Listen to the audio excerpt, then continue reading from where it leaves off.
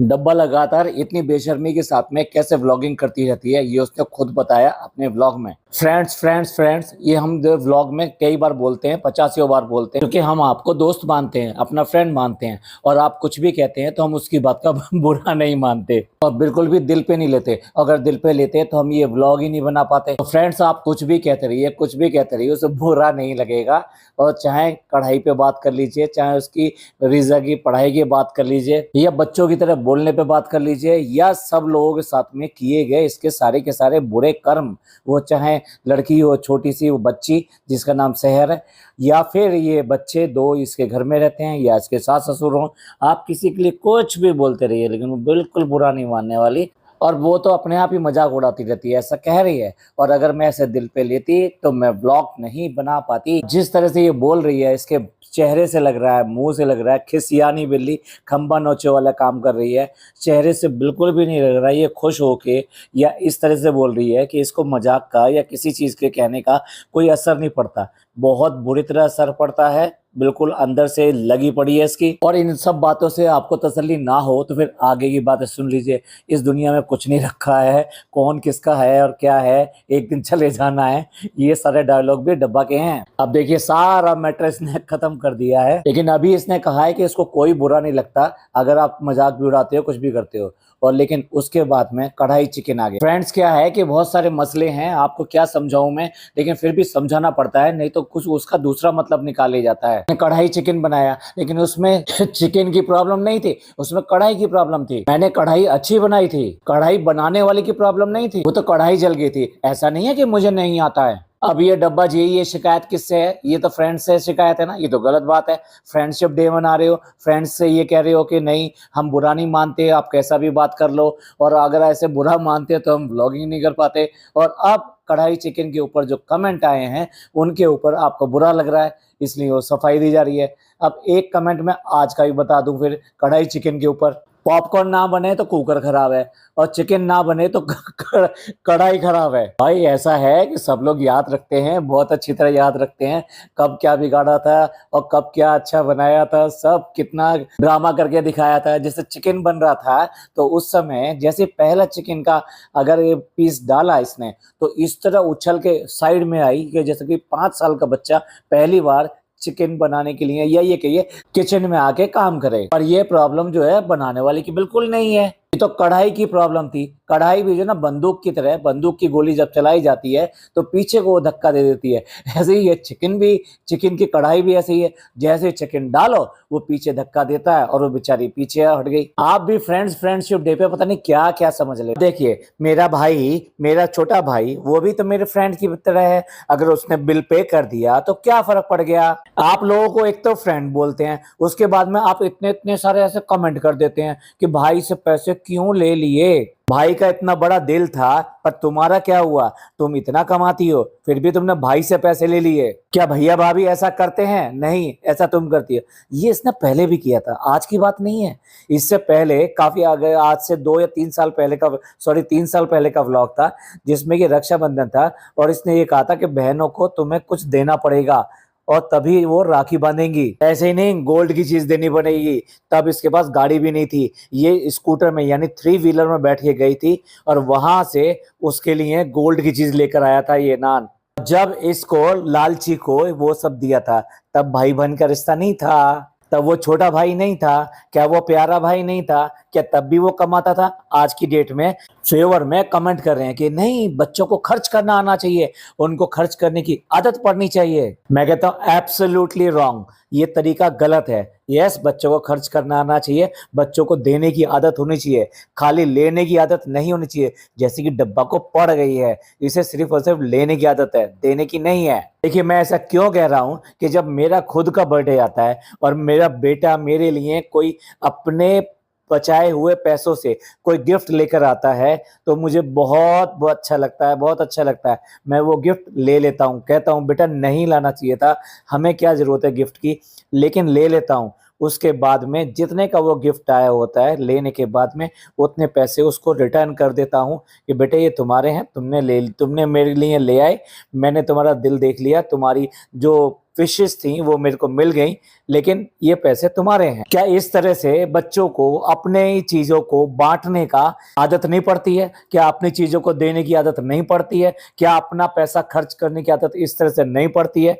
लेकिन लेकिन आपको अपना बड़कपन दिखाना चाहिए और उसको उसका पैसा दे देना चाहिए। पर ये तो ओनली डब्बा है, इसको तो सबसे लेने का मतलब है, ये सबसे लेगी सबसे लेगी, लेकिन देगी किसी को भी नहीं। एक और राज की बात बताता हूं मैं। आपको लगता है कि ये अचानक ही एलवी और गुच्ची इन सब के शोरूम कैसे पहुंच गए? क्या ये अपना व्लॉग बनाने के लिए पहुंचे थे वहां पर कि चलो शूट करके दिखाते हैं? या तो वेटिंग है, वेटिंग में जाना पड़ता है, अंदर जाने के लिए भी खड़े होना पड़ेगा, वेट करना पड़ेगा। उठ के तूने दुनिया में कोई चीज देखी है? कुछ पता भी है कि कहाँ क्या होता है, किस चीज का स्टैंडर्ड क्या है, कहाँ पर जो है कस्टमर्स को मेंटेन करने के लिए, उनको वो एक्सपीरियंस देने के लिए ये सब चीजें की जाती हैं। डब्बा ने पैसे दे दिए, पहुंच गए दुकान पर और बोल दिया लाओ बढ़िया सा मोबाइल दिखा दो, पापा के लिए चाहिए। Is it so easy? आधे गंजे सर वाले को कुछ पता भी है दुनियादारी का, खुद को जिंदगी में किया नहीं, दूसरों पे जरूर बातें बनाने लगेंगे। इनका क्या कानून है, इनका क्या तरीका है, वेट करा के रख देते हैं। अरे भाई जो वेट कराते हैं ना,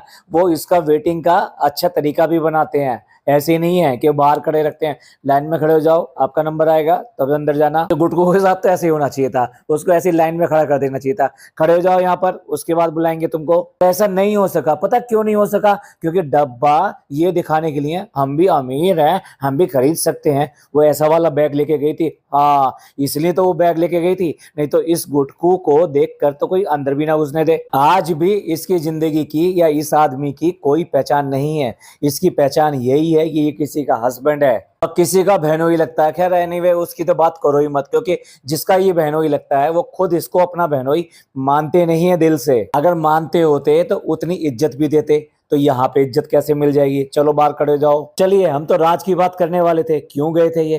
तो ये वहां पे व्लॉग बनाने के लिए, टाइम पास करने के लिए नहीं गए थे कि ये ले लेते हैं, ये तो बहुत महंगा है, नहीं नहीं फनी, अभी नहीं लेंगे, जब हम दुबई जाएंगे तब लेंगे। अरे दुबई जाएंगे तब लेंगे, ये कौन सा लॉजिक आ गया भाई? हाँ, तुम्हें तो अभी जल्दी मौधा जाना है ना, वहां के स्टैंडर्ड की चीज लेनी है। तो सरकार, राज की बात यह है कि जो बिल्कुल भी पैसे नहीं खर्च करती, ये गुच्ची के शोरूम, एलवी के शोरूम में क्यों करके गई है? ये आप अगर देखो, आप इसकी हिस्ट्री देखिए, इसने कोई महंगा गिफ्ट किसी को भी आज तक दिया है? हमेशा छोटे मोटे गिफ्टों से सबको नवाज देती है और एहसानमंद दिखा देती है कि देखो मेरे एहसान तले दबो, मैं कोई ब्रांडेड चीज और बढ़िया चीज आपको नहीं दिला सकती। भाई को जो शूज दिखाए थे, लिखा था इसने, आपने कीमत पढ़ ही ली होगी, लेकिन वो उतने के नहीं थे, वो बिल्कुल कोरा झूठ था। लास्ट ईयर जो भाभी का बर्थडे आया था और भाभी के बर्थडे पे मैं क्या दूं, ये वो वक्त था कि इसके बहुत बुरे हाल चल रहे थे और इसको बहुत ज्यादा लताड़ पड़ रही थी अपने व्लॉग्स में। खास तौर से भाभी के साथ जो रिश्ते थे वो बिल्कुल स्टैक पे लगे हुए थे, यानी बिल्कुल अनबन चल रही थी और वो साफ दिखाई दे रही थी इनके व्लॉग्स में। किसी हालत में भी एक दूसरे के पास आना जाना सब कुछ बंद था। ऐसे में इसे अपना वो दिखाना था कि भाई किसी तरीके से मैं भाभी को मनाऊं, और उस टाइम में मनाने के लिए ये पहुंची उसके घर और उसके बाद में इसने मिन्नतें करी, मैं क्या गिफ्ट लाऊं, मैं क्या गिफ्ट लाऊं। इसकी भाभी ने पहले इसको बहुत टलाया, उसके बाद में उसने आराम से बड़े प्यार से धीरे से कह दिया गुच्ची की ले आना, और ये गुच्ची की उनके लिए सैंडल लेकर गई थी। आई मीन वो चप्पल लेकर गई थी जिसकी कॉस्ट जो है सारी जगह घूमती रही थी कि उसने कितनी चप्पल जो है महंगी दी। डब्बा ने किसी बाहर वाले को सबसे महंगा गिफ्ट जो दिया था वो भाभी को ही दिया था, और वो लास्ट ईयर दिया था। उसकी कीमत थी भाभी के साथ में सुलह करना। तो भाई भाभी जो है, भाभी भी अब समझ गई है, ये अब पहली वाली गुड़िया नहीं रही है, ये नन्नी मुन्नी नहीं रही है, ये तो अब आज की डेट में मुझसे भी ज्यादा कमाती है। जब कमाती है तो टैक्स तो बनता है, तो इसलिए कोई फर्क नहीं पड़ता अगर इससे कोई बड़ी वाली चीज गिफ्ट में ले भी ली जाए। और भाभी ने फटाफट गुच्ची का नाम ले दिया। तो ये थी लास्ट ईयर की बात। और अब फिर दोबारा से भाभी का बर्थडे आ गया है।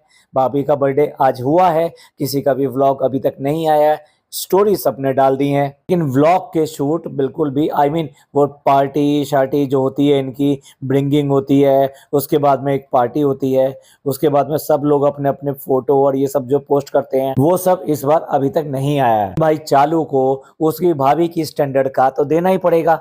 एक टाइम था इसने फूलों के गजरे और फूलों में टाल दिया था। मतलब शर्म आती है कि मतलब ये कहते हुए इतनी बड़ी व्लॉगर इतना पैसा कमाती है और उसके बाद में फूलों में टाल दिया इसने भाभी और भैया को। ये ऐसा ही है, ये किसी को देना तो बिल्कुल भी नहीं जानती। लेकिन अब फिर दोबारा से भाभी का बर्थडे आ गया है, इसीलिए ये वहां पर गई है और वहां पे गुची के शोरूम में गई।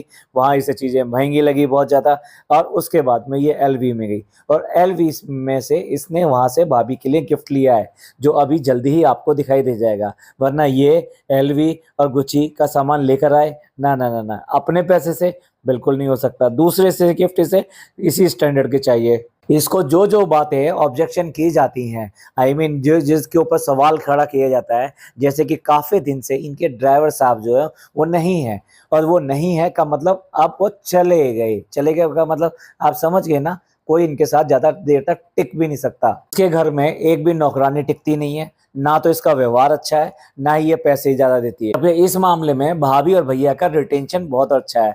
वहां पे जो भी कोई है वो अच्छा लंबे समय तक रिटेन करते रखते हैं। वो ना केवल उनका ख्याल रखते हैं बल्कि उनको अच्छी खासी पैसे भी देते हैं। अगर व्लॉग बनाते हैं, पैसा कमाते हैं और अपना लाइफ स्टाइल अच्छा मेंटेन करते हैं, उसके साथ साथ वो अपना अच्छा लाइफ स्टाइल मेंटेन करने के लिए जो इतने सारे हाउस हेल्प रखते हैं ना, 5 हैं उनके यहाँ, तो उनको अच्छा खासा सैलरी और ये सब चीजें देते भी हैं। जब तो वो उनके साथ में हमेशा और लंबे समय तक जुड़े रहते हैं। और भाई जो ड्राइवर है ना, ड्राइवर को पता नहीं क्या क्या नहीं कहता था ये गुटकू। इसकी आदत बहुत ही ज्यादा खराब है। जिन दिनों इसकी गाड़ी भी खराब हो गई थी उन दिनों वो उसके घर पर आते थे और बेगार करते थे। बेगार समझ रहे ना, एक ड्राइवर को ड्राइवर का काम करना चाहिए, लेकिन इसके घर के कामों में सब में हाथ बटाने के लिए वो घर पे आते थे। उसके बाद में भी 4 ताने मारे थे इसने। हाँ हाँ, आप गाड़ी तो है नहीं, अब तो आपको कोई काम नहीं होगा, अब तो आप खाली हो गए। इस तरह करके उसने कितनी बार उसको टोंट मारे।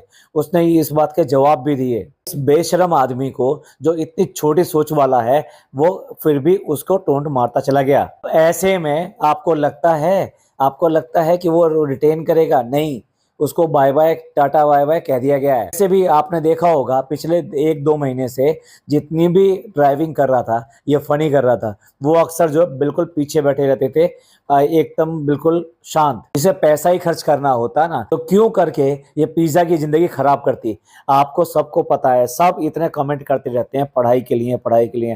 भाई सबसे पहले तो थैंक्स, कम से कम वो माने ना माने, आपका काम है उसको अच्छी राह दिखाना। अगर आप उसके व्लॉग देखते हो या उसके अगर सब्सक्राइबर हो तो बहुत जरूरी है ये कहना कि भाई गलत किया है, ये उसको कहना चाहिए। तो पढ़ाई के लिए जितना टोकते रहते हो ये एक अच्छी बात है। बुरी बात क्या है, उस पर कोई असर नहीं पड़ता, वो कह चुकी है। फ्रेंड्स, हम बुरा नहीं मानते आपकी बातों का। और दूसरी बुरी बात क्या है कि उसका 12th है। अब 12th में साइंस में होना, भाई मैं क्या कहूँ, मैं बता नहीं सकता।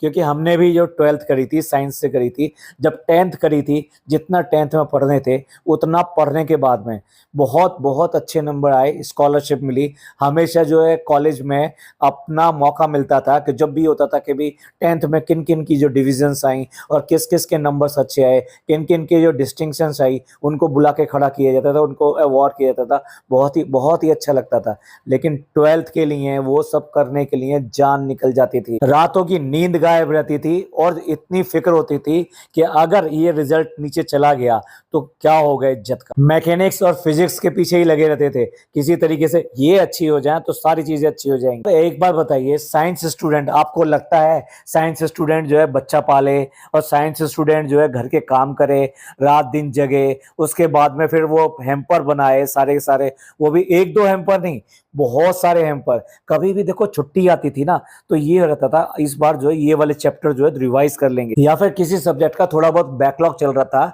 तो वो बैकलॉग जो है उन छुट्टियों में पूरा करते थे। आपको कहीं से भी लग रहा है कि जितनी ये पढ़ाई करती है, पढ़ाई तो करती हुई दिखाई देती नहीं है, क्या 12th में ये पास भी हो जाएगी, वो भी एक साइंस टॉपिक के साथ में। इनफैक्ट ये ना कोचिंग जाती है और ना स्कूल जाती है। इसके 10th में जो नंबर आए, मैं असल बात बता रहा हूँ, बिल्कुल सही बात बता रहा हूँ, 10th में जो नंबर आए उन नंबर्स के बेसिस पे इसको कॉलेज में साइंस नहीं मिलनी थी, इसलिए इसका वहाँ एडमिशन नहीं हुआ और ये प्राइवेट जो है अपने एग्ज़ाम देगी और उसके लिए ये कोचिंग करी है, यानी कि अब वो कोचिंग में पढ़ाया जाता है, उसके बिहाफ पे ये अपने एग्जामिनेशन देगी। उसके बाद में भी, इतने के बाद में भी उसका ये सब काम करना रुक नहीं रहा है। वो लड़की तो खुद बड़ी बेवकूफ़ है, उसे बिल्कुल भी नहीं पता कि 12वीं की कक्षा है, 12वीं कक्षा यानी कि 12th क्लास में साइंस के साथ में पढ़ना कितना मुश्किल होता है।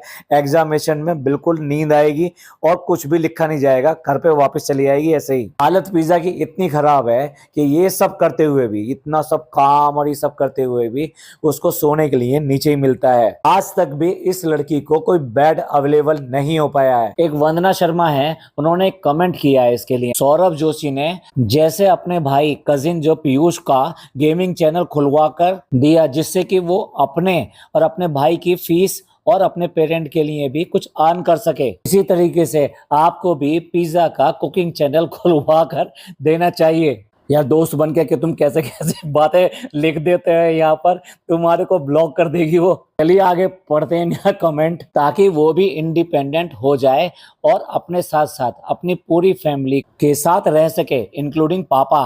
भाई आप लोग जो है इसके फ्रेंड्स बन के इतनी अच्छी अच्छी बातें कह देते हो।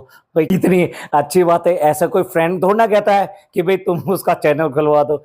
ये कैसे खुलवा सकती है? ये कभी भी नहीं खुलवाएगी, ये कभी भी नहीं चाहेगी कि ये जो है पूरी तरीके से अपने पैरों पे खड़े हो जाएं और इसके चंगुल से निकल जाएं। कहती है कि हम लोगों की मदद करते हैं, हम उनके चैनलों के लिए मदद करते हैं। आप गिन लीजिए कितनों की मदद करी है।